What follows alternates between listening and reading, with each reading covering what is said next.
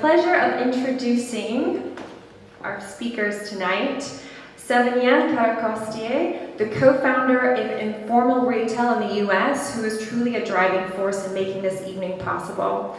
Savinien is an architect, designer, cultural entrepreneur, and pastry chef who has worked and consulted for prestigious fashion brands, hospitality groups, and universities. Please join me in welcoming Savinien, Caracostea. Also, I have the pleasure of introducing Fabrice, Nadjari.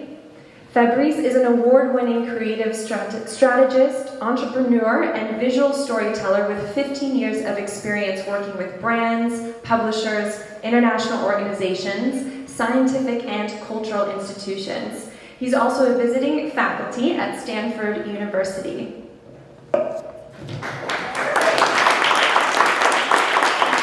And for those of you who haven't taken a look at our program yet, also to note they are both partners at TETATET, a boutique consulting bureau working at the intersection of technology and human stories. So thank you very much, and I'll pass it over to you both. All right. Thank you.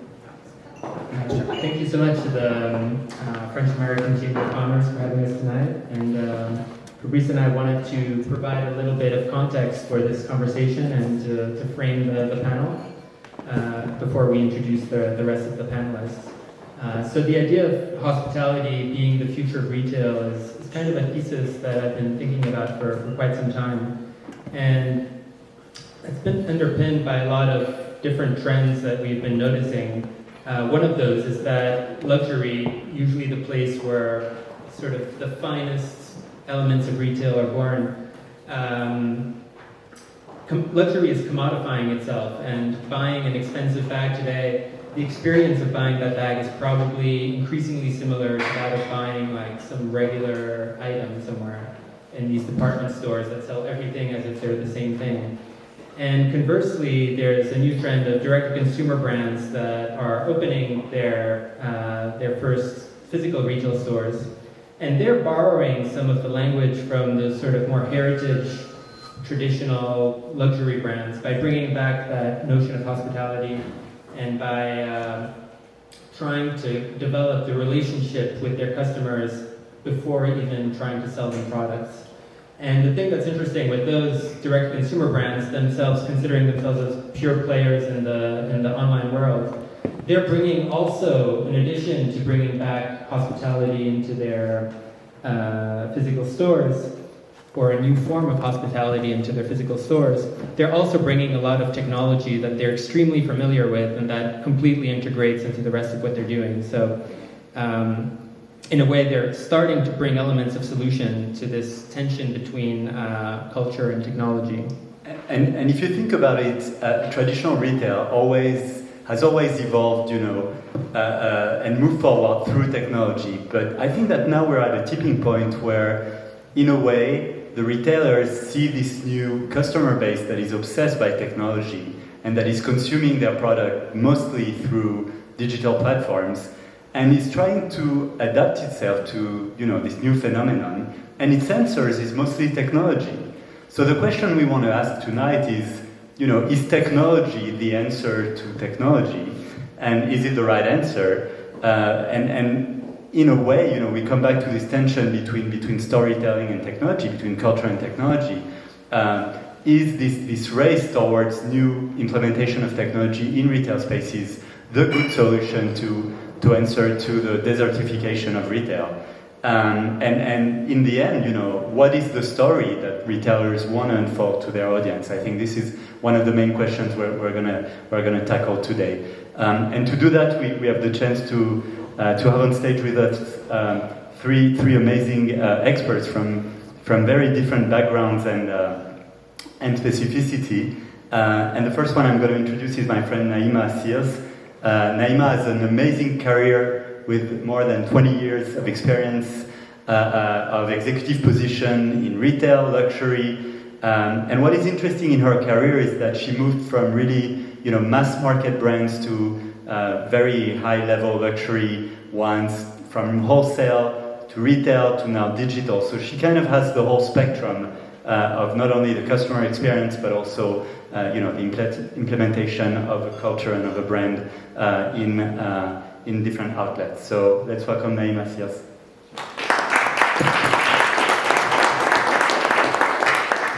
Also with us today is Markus Schreyer he's the Vice President of Design Hotels in the Americas.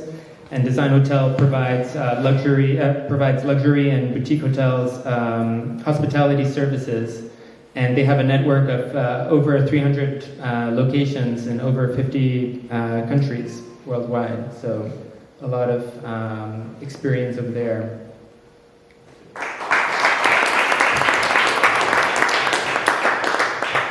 Also with us, last but not least, Duncan.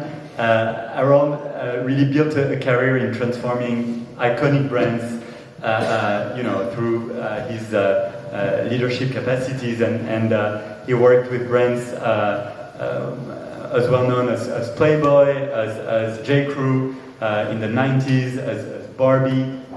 So we're talking about extremely iconic brands in the US space. He's now the CMO of the SAC Group.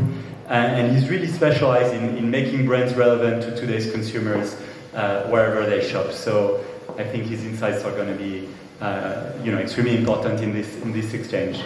So thank you very much, and maybe let's start the conversation. Wonderful. I think a good place to start would be around the term boutique hotel, which borrows the term boutique from retail. And I wanted to start by asking you, Markus, what do boutique hotels sell that traditional hotels don't sell? Good evening, everyone. Thanks so much for the beautiful introduction and invitation. I think, it's funny, and I try to avoid a couple of buzzwords tonight. So I was thinking, boutique hotel, it's the same thing. Everyone is a boutique hotel nowadays, right? I walked in a hotel which about 800 rooms the other day, in Chicago, and it's on the curb. When you came in, it said boutique hotel. So everyone's lifestyle.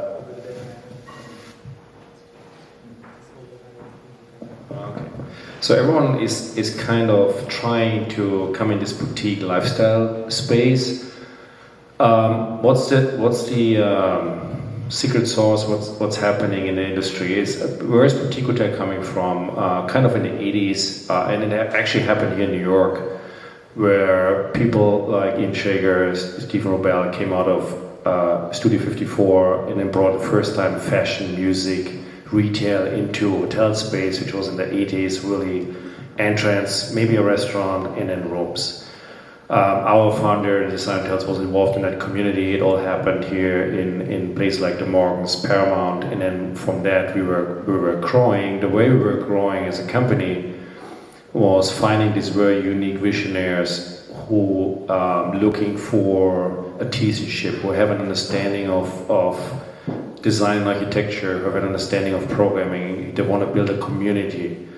Over time, more and more people come in the space who have a community and then building a space. So the difference is, I think it's constantly questioning where is your business focus, right? So when you look at hotels, it has been for decades on the rooms, where kind of you're getting in this.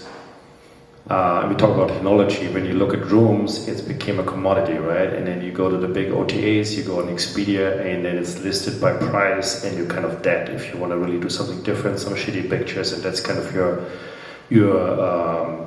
chance to sell rooms. So the boutique hotel movement is kind of obviously always questioning what's important, where is our niche, and the niche is moving definitely away from rooms. Rooms is important, but it's kind of seeing that how can we be different, how can we bring a value in something. So when you look at the room product today, it's much more trimmed down to the essentials. We don't want to have people sitting in the rooms and ordering room service and watching pay TV. It's about getting people into the community space and do something meaningful for a purpose, and that's, I think, where boutique hotel is kind of shifting in the same way as, and I think there's a similarity to retail, and trying an experience. Even experience is a buzzword as well, but I think questioning your business model, what's really essential, where you find your niche, and how it can be different to the whole mass out there. Wonderful. I think, yeah, exactly. I think there's an opposite trend happening in retail with the whole idea of experiential retail kind of taking on these values that are usually in hospitality. And we see that those are usually very limited because they're executed by people in the retail world who don't really have either the resources or the focus to create actually all of the things that aren't the products that they're making, that are these experiences. And one question that I had was, are we really seeing the kind of rise and fall of this model that a lot of these experiences just aren't like, that don't have that much traction? Or is it still something that's in its infancy and that is going to be evolving by perhaps looking more into hospitality or refocusing itself somehow? As a connoisseur of boutique hotels, I think today retail obviously is in trouble, and it does need to reinvent itself. And I think if you look at brands like Restoration Hardware or Muji, has actually opened hotels in Asia, and Shannola's a boutique hotel in Detroit.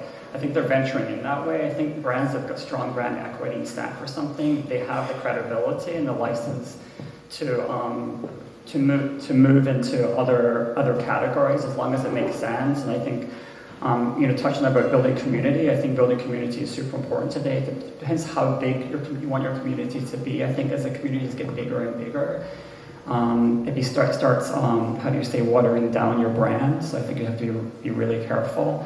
I do believe that building a community that stands for something, and you have to stay true to your brand positioning, and your brand positioning does evolve through time. As generations change, you need to be able to talk to the next generation coming and ensure you have the programming and all the other elements in there. But even like a brand like Macy's, there's no reason as they build their brand and think how they want to evolve their brand, why they couldn't segue into much more hospitality, even hotels and so forth. I think it just depends how strong your brand DNA is.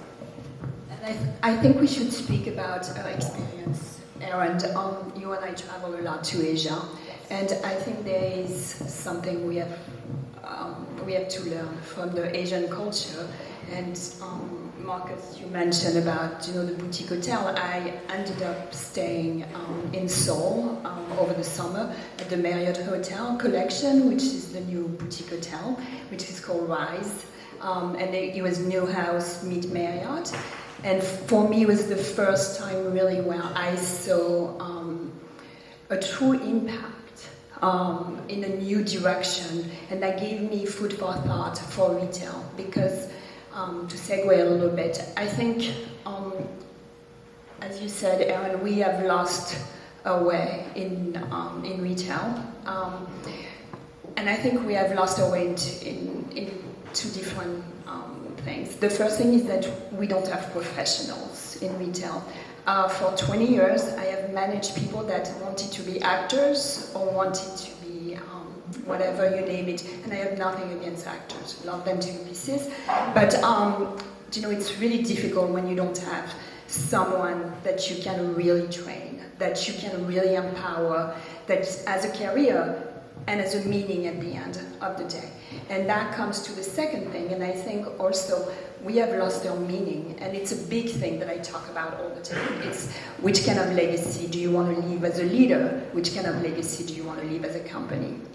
And about 20 years ago, we created those cathedrals of luxury, and I saw there was someone from Mont Blanc here tonight, and I was managing Mont Blanc at the time, and my boss called me and said, let's open that big store on Madison Avenue, and we ended up not opening it, but there was a meaning to this, and there was a community, and there was a spiritual aspect to it.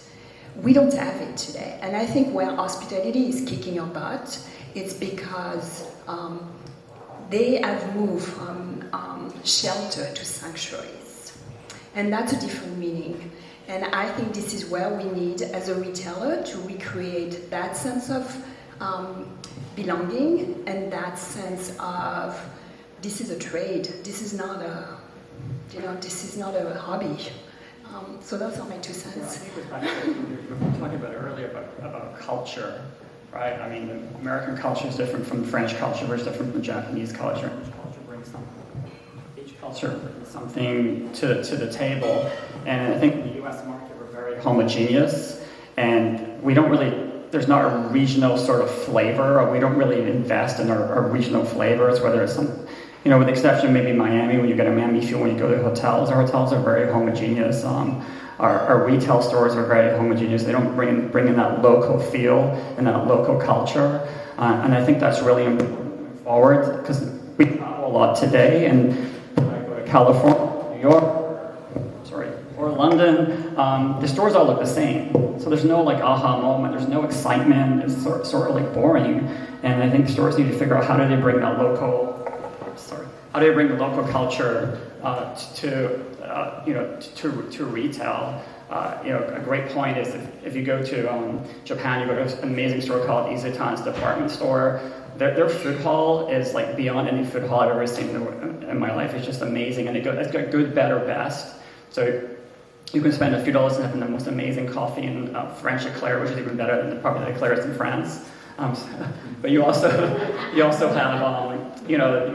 just have an amazing sense of food and gourmet, and it really entices you into experiencing and shopping there all day long and being part of that world and that Isetan world. I think our retail experiences need to bring that back into the stores today, and we're just missing that.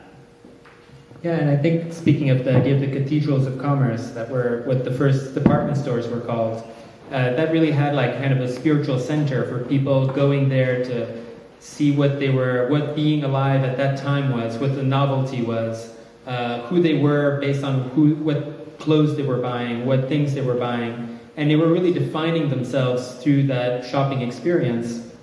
Whereas today, the activity of going shopping seems to be increasingly irrelevant. If you have a free Saturday, instead of saying, I'm going to go shopping, you're probably going to want to go to a fitness class or to have brunch with your friends in somewhere, or go to an event in a hotel lobby, or just experience the city, whatever that may be. And so I think that's like a big shift that is asking ourselves today, where is that spiritual center of our life in the city or outside the city? Where do we find meaning today? There's a question. Oh, we don't take questions. We can't take questions. Should I wait? At the end. Okay.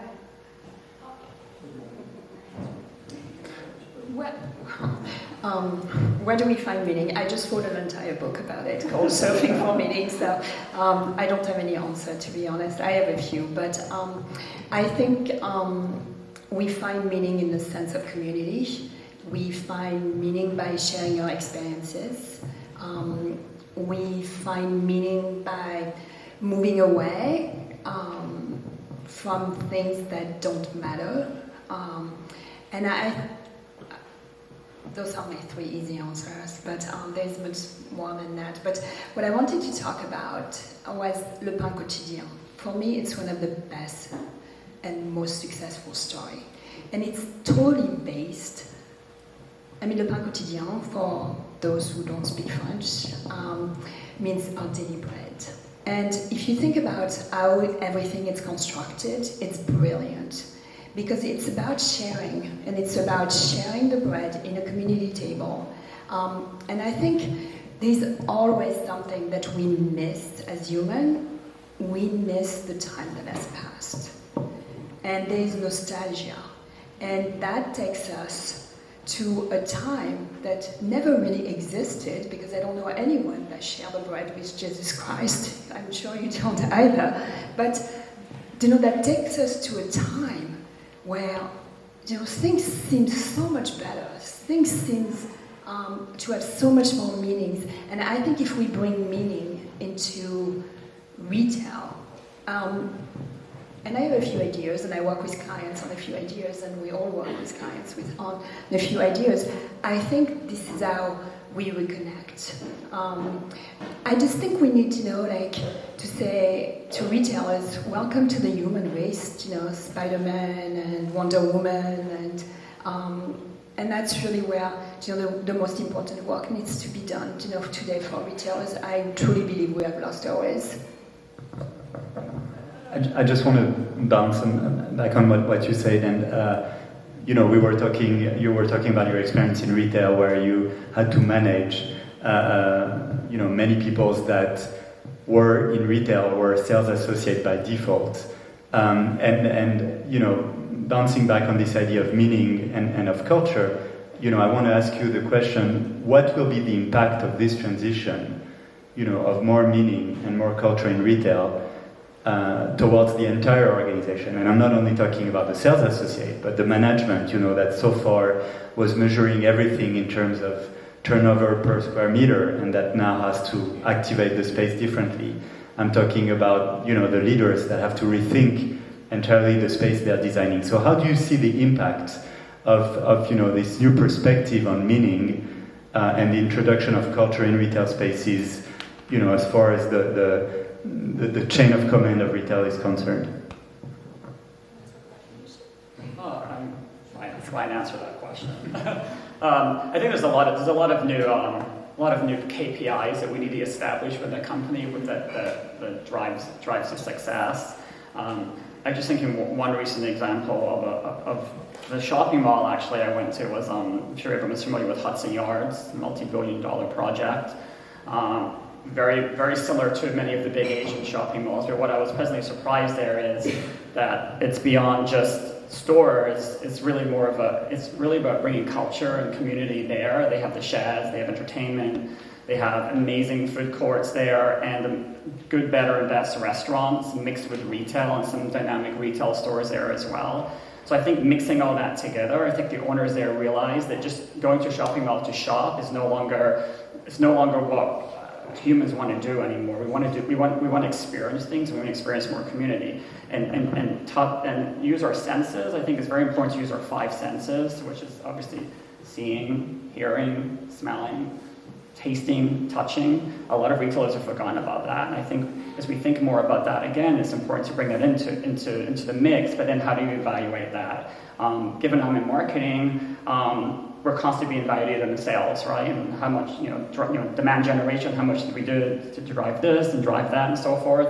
But I think what people are starting to understand more now, and my CEO, is about storytelling, and then tying that storytelling also to be more a compassionate company that's caring, and how do you give back, and giving back to the artisans that make your product, giving back to the community around you, and all those sort of things tie back to your brand and tell a story that drive demand and drive customer engagement. I was in Blaker Street the other day, and there's a really great home store there called Citizenry, and they I wasn't that familiar with it, and went in there just to look in the store. And walked in there, immediately got offered some wine, and they started telling me about the product, how the product was made.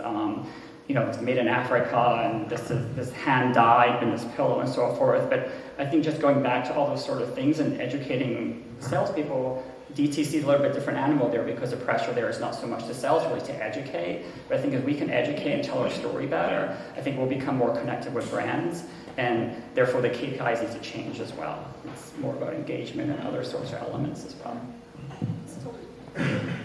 And also I think, because experience, and again, it's everyone is offering an experience. If you don't really mean it, don't do it, right? It's you really, I think, answer the questions of why and not how we're doing it and what are we doing. It's why you're doing it and what's the purpose you're giving to it. And what's interesting is, even we talk so much about experience, the consumers out there, they want it, right? We did a recent study with the Future Laboratory on Future Traveler. It's about, as you said, it's about the legacy, it's about the purpose, it's about giving back, it's about learning. So I think that's kind of essential. And when you look at retail space in hospitality, what happened was there in the 80s, 90s, it was this ridiculous kind of vitrine with some luxury watches, right, in the hotel lobbies. now, if you really have built on your true beliefs, on your values, and you share the values with your community, and you offer them almost a sanctuary space where they can come together and have a meaningful experience, and the meaningful experience can be a conversation. You can basically sell everything. We have retail space in our hotels, which they're not big, they're not fancy, there's nothing, but we sell everything but it needs to fit to the experience, right? And it's not just a disconnected something which just stands around in a space. I think that's really essential. I mean, I don't think anybody needs. We don't need any more. We don't need anything else. We have so much of everything. You know, what we're looking for is connections today, and connections in the product that we're buying. Why are we buying this jacket? We're all being trained at H&M and Zara, who I love. Don't get me wrong, they're great brands. But we've been trained in that, and as far as mass consumption. And I think today we were looking for something a little bit different. The consumer's looking for something, looking for a story behind it, why they should covet this, and why they should collect these expensive shoes or what have you.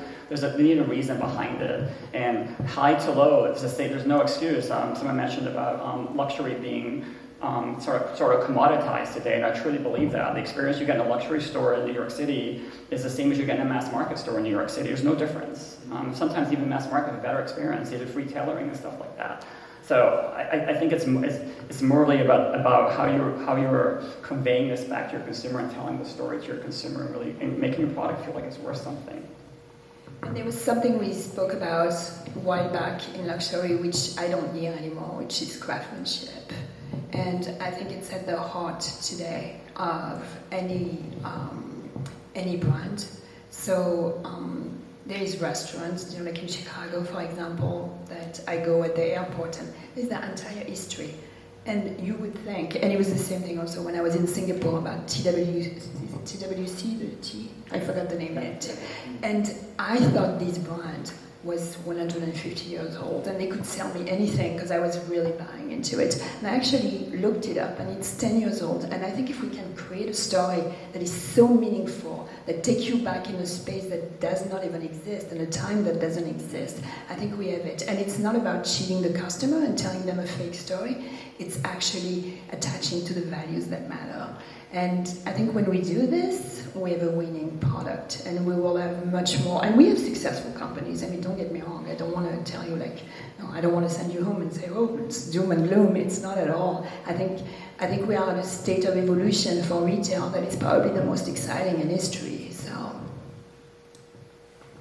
I want to talk also a little bit about the tension between obviously the digital path and the physical path of the consumer. And maybe Markus, this is a question for you, because I mean, obviously hospitality has to go through the same ordeals than the other industry, and I'm interested to hear your perspective on how does this industry balance those two experiences, and how it's finding its way to grasp the consumer in the end, and what does retail, do you think, has to learn from this approach?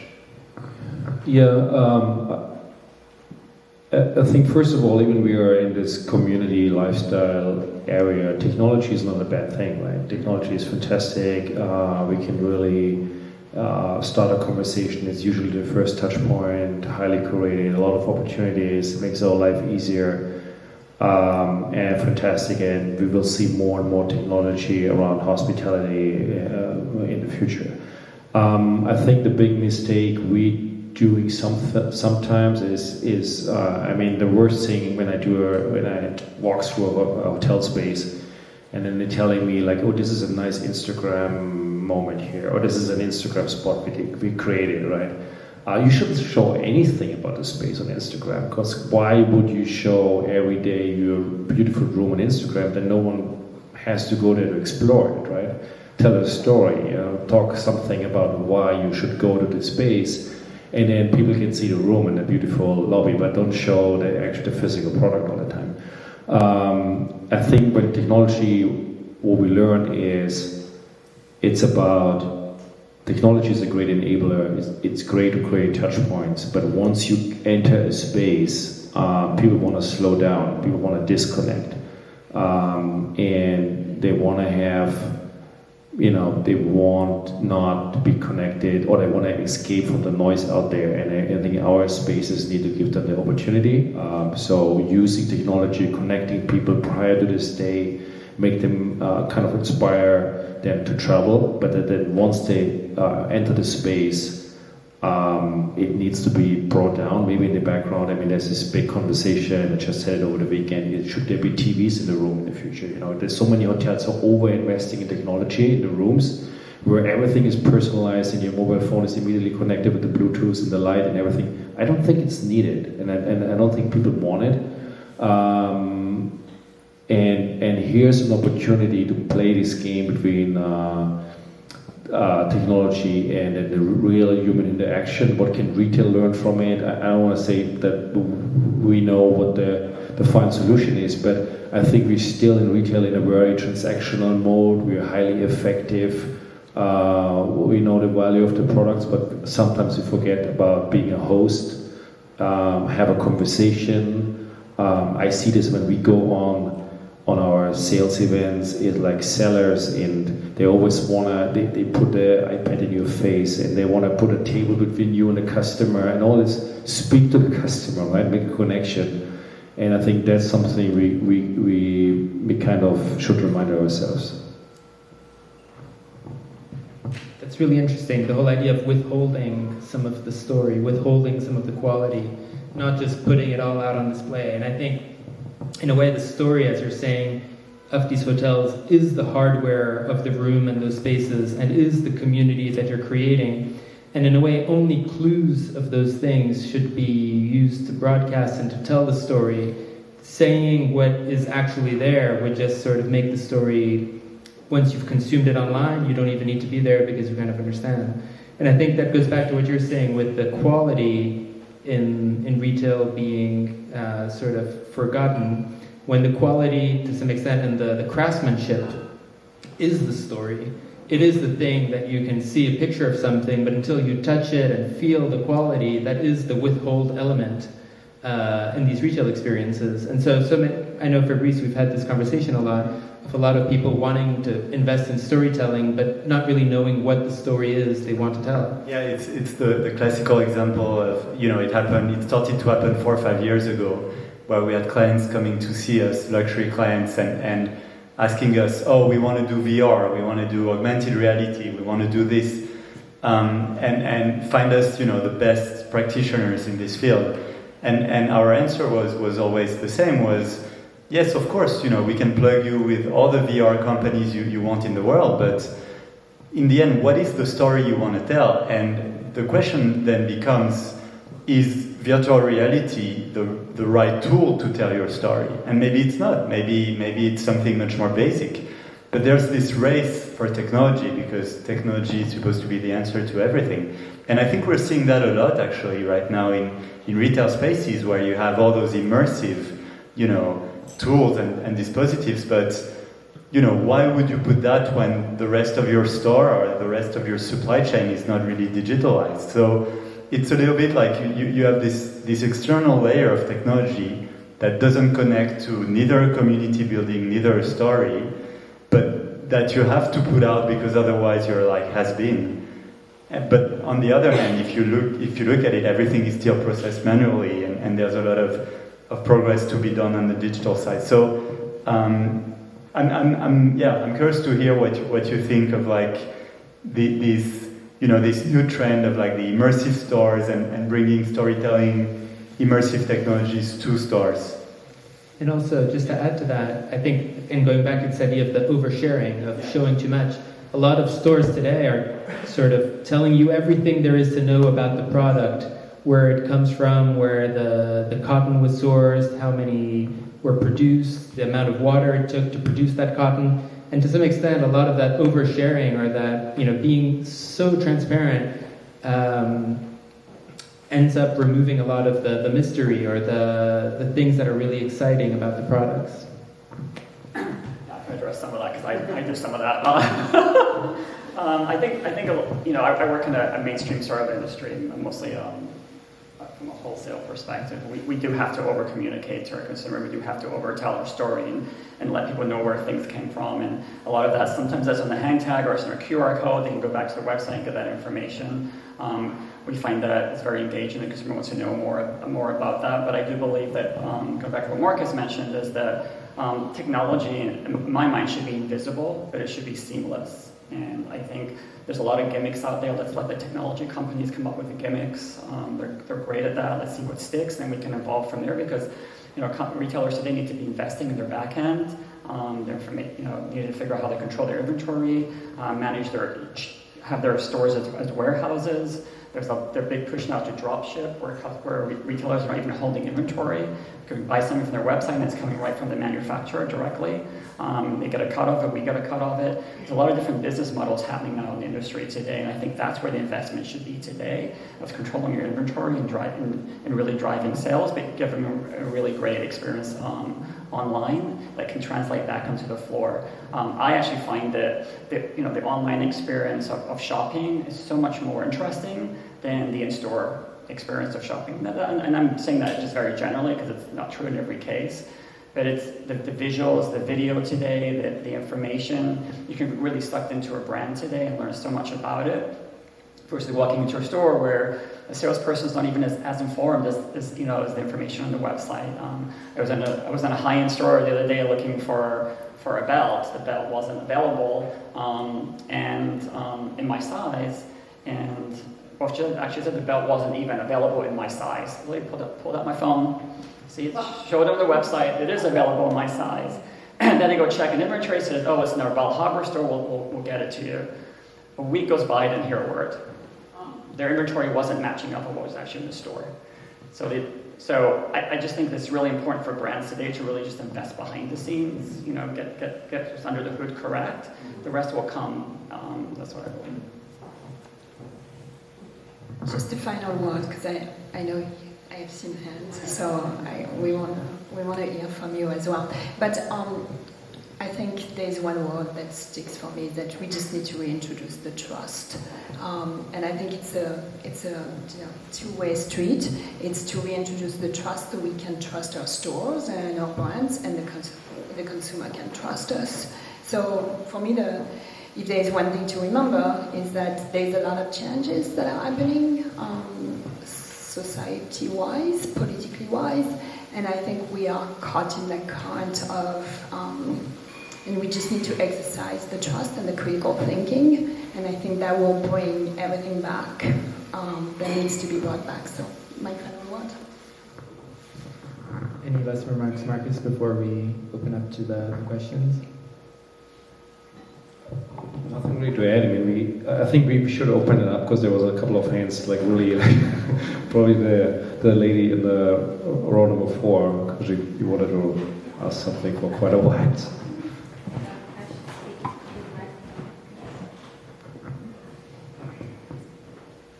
Hello. It's scary to hear my own voice through a microphone. I think this would be mostly addressed to Aaron and Naheima.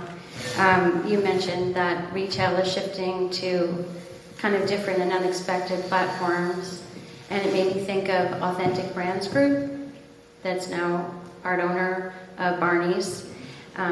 They have bought the rights to Sports Illustrated.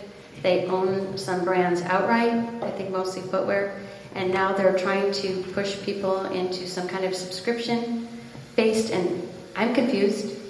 I wonder if the consumer will be confused too. Do you think that this is, I think it's very relevant to what we're talking about. I think their business model is more of and I know a little bit about the company because I've done some work for them many years back. And sorry, I'm holding it up. They're a licensing model, so they're buying intellectual property that they can then go leverage and license to third parties who are experts in that and so forth. So They're not a retailer, but they'll cut into retail? Well, I believe they do have a couple. They do own some retail brands as well. I think they're like a mutual fund, right? They have a lot of different hands in a lot of different industries, basically within the fashion space or the brand space, so to speak. And their goal is to leverage each brand. They own they own Elvis Presley estate, they own Marilyn Monroe estate, so they develop brands behind that, and they leverage their intellectual property to sell you a Marilyn Monroe t-shirt. Or if I don't know if the deal with Barney's is even finalized yet, but I'm sure that was, they would probably leverage Barney's name and get a cut of the sales from that if they licensed it out and so forth. So I think, and that's quite common today, and I think a lot of fashion brands license their name out to third parties when you're not an expert in that category. So don't you think that would dilute the luxury aspect of Barney's? 100%, absolutely. So Yes. we're basically decimating. Yes. I don't believe Americans can do luxury. I'm American, I can say this, but I don't believe we do luxury well here. And when you license your brand out, in order to make money from something, you have to get in a lot of doors. So a lot of doors automatically mean more than 50, more than 100, because you get a small cut of the sales of that of the sales. So you do have to pretty much go more mass.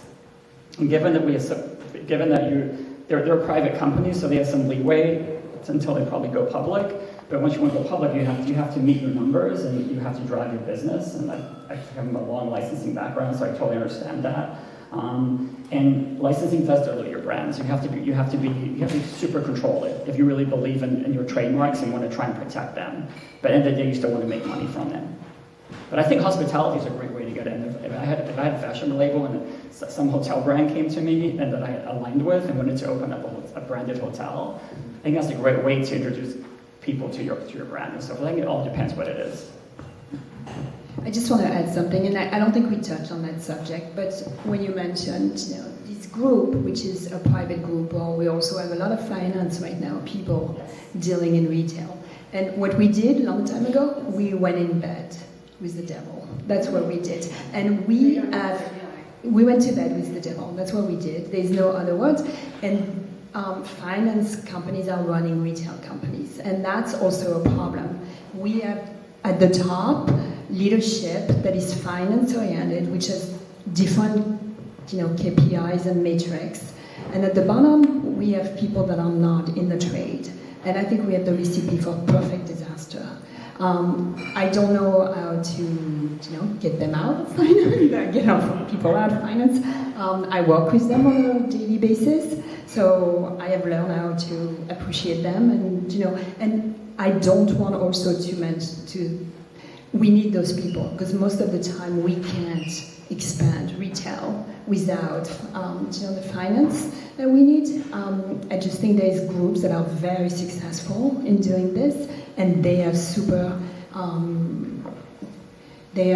successful brands. And one of the groups I can think about is L. Kellerton, and they also have something that is really strict. Every brand that they buy is value driven, and their big thing is sustainability. So they do not stray from their values, and they let their leaders be leaders. And that's what they do, and I think it's also the recipe for success. Thanks. Thank you. Your question also raises something that we didn't touch on, which is the whole kind of idea of content, of intellectual property, of broadcasting that content as a form of culture, hospitality, creating a kind of ecosystem around the brands that have these partnerships with different musicians, different events, different ideas that the brand is engaging with, or the space is engaging with. And this is something that in the hotel world, you guys know how to do really well. Like bringing in people to do events in your spaces, to really create not just a space, a product, but create an ecosystem of culture around that product, where that hotel has a partnership with this musician, all of a sudden it casts upon it something big, or some value that it's sustainable or whatever. Yeah, programming is, I think, at least for us in design class, is a key component. And a lot of people speaking about programming, it's hard to do it, I know, but it ties kind of into, are you really meaning it? What is the story you want to tell? And then creating content, because programming is not necessarily for the 50 people come to the event, right? This is also about telling a story, creating content, and then distribute it to the right communities. I think we still have to learn a lot in terms of how we're distributing content. I don't know exactly how it's in retail. I think we're extremely good in producing content. And by the way, content, I think that's something we learn what's going on in the next couple of years is it's going away from this highly branded content. I think it's much more no filter, true, raw, real life content. I think that's something we have to think about because we're in this super polished lifestyle kind of environment, but the consumer wants to see the truth, which is fine for us because I think we're also good in the truth. But I think let's revitalize our vision on content, but the distribution of content and bringing it in the world and connecting in the right channels without just putting it on our Instagram channel or our website. I think that's something we have to learn. If someone has an idea, I would love to hear it. Thank you for everything. Actually, I have a real question that really burned my mouth or my lips. I hope we can say that. Because we speak about content, programming, but also trust. But I think the deep thing is the client. And for me, it's the client who is not the client that was, like 20 years ago. We have so many migration, like so many people on the earth coming like to the US. Before, of course, like in the Midwest, we were just Americans, so it was easy to cater to Americans, so easy to program, for people who never moved. I think it would be very interesting to speak about the targets. And maybe the problem is that finance people, they want to get results, and we don't take the time really to think about the client.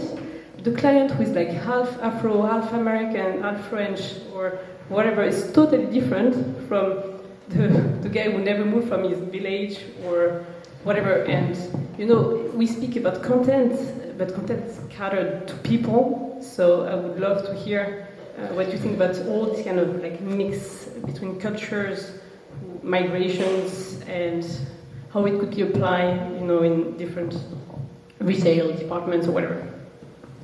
We tend to say it's about values, and sometimes we say we had a conversation with an incredible Brazilian artist, and he was saying, I haven't spoken to my neighbor for 20 years, and if I would speak to him, I wouldn't even know what to talk to. But I know I have my friends in my community in Japan, in Europe, and this is kind of my nation. So it's this lifestyle nation thought. I think as long as you define what this content stands for, and finance people would ask the question, who is our target audience? The answer is who you want as your target audience. Once you know what you want to do and don't try to kind of please everyone, define what you want to do, what's your story, what you believe in, and this is your target audience. And then if you create that content, doesn't matter which passport people have, they will connect immediately to it. Actually, just to add to that, I think it's all about it's about a psychographic. So you're creating these communities. It doesn't matter what you look like or who you are.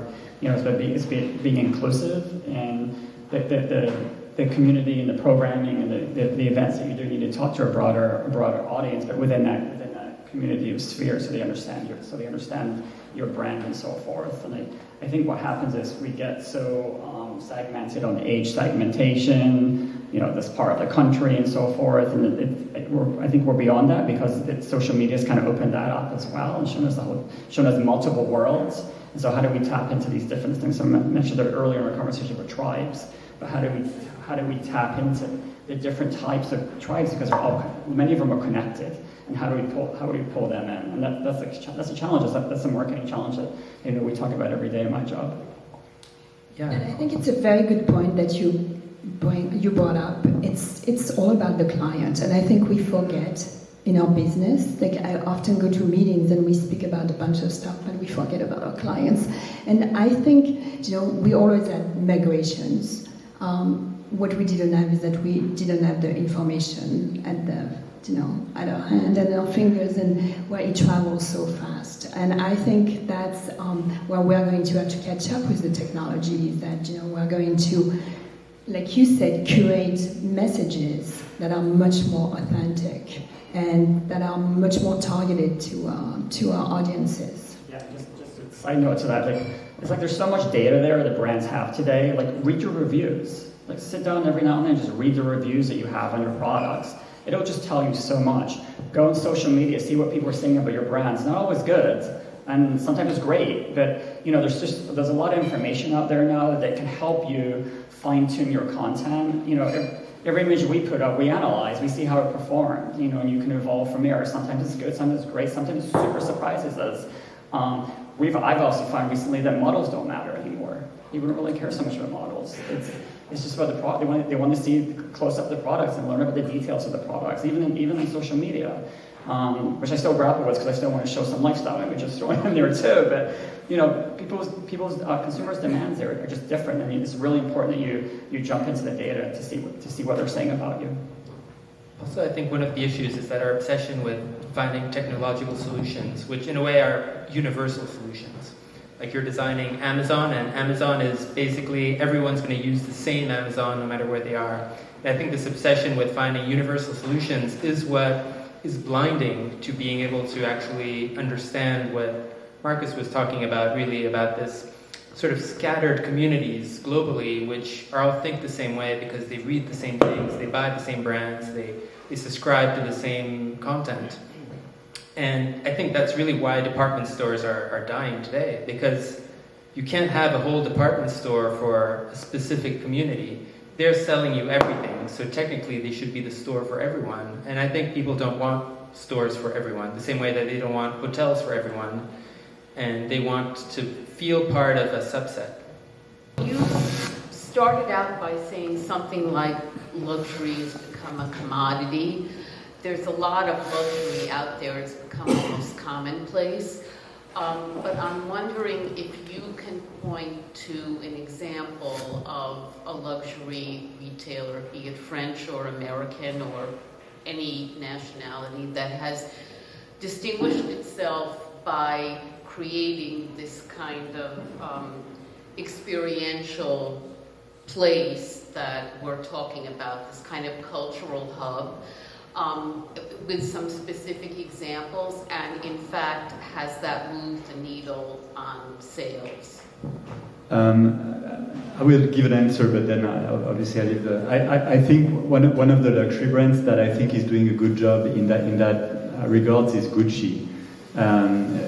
Well, not only on the retail side, but also on the activation side, they created a whole network in Europe, America, and Asia of experiential spaces, and one of them you probably saw on Instagram called the Gucci Gardens, where they invited artists, innovators, startups, and so the whole idea is to really connect you to the whole Gucci environment and the values of the brand, but they don't even sell you Gucci. Like you go there and it's just like a Disneyland of Gucci. It's a space, and they obviously activate it for Fashion Week and things like that.